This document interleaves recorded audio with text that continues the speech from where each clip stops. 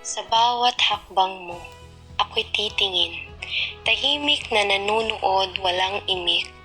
Ang puso ko'y sumisigaw, nanginginig, ngunit sa mga mata mo, ako'y di makita. Gusto kong magsalita, ngunit natatakot. Ang mga salitang nasa puso ko'y naiipit. Lihim na pagtingin, di ko kayang itago. Dahil sa bawat titig, ikaw lang ang nasa isip. San, napapangiti ako nang hindi ko namamalayan. Sa mga simpleng galak na ipinapaabot mo, ang mga mata mo'y parang araw na sumisikat, nagbibigay liwanag kahit ako'y nagtatago. Sana'y marinig mo ang awit ng aking puso, na tanging ikaw lang ang nakakaintindi. Ngunit paano ko ipahayag kung ako'y takot, na baka ang lihim ko'y matapos sa paglimos. Bawat pagkakataon na tayo'y magkalapit, ang aking mundo ay gumugulong ng mabilis.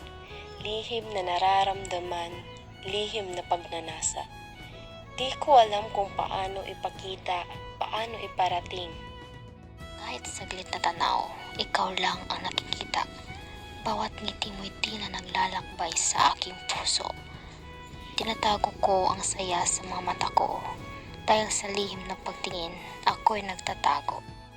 Sa mga simpleng pagtapo ng iyong kamay, parang ako'y napapaamo.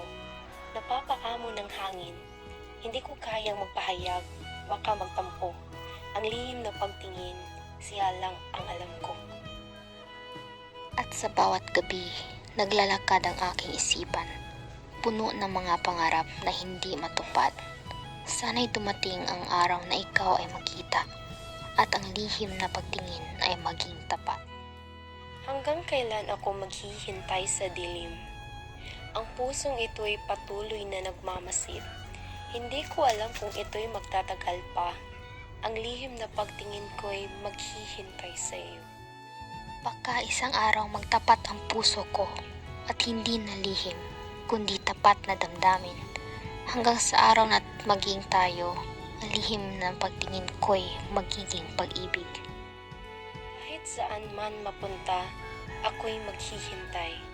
Sa pagkakataong darating, di na masasayang. Sana'y malaman mo ang lahat ng iniisip at sana'y ang hilim na pagtingin ay magbukas ng pintuan. Kaya't sa bawat pagdapo ng ating mga mata, naway magtagumpay ang pag-ibig na dapat ipahayag. Sa kabila ng lahat ng takot at pagdududa, lihim na pagtingin, ngaya'y pag-ibig na buhay.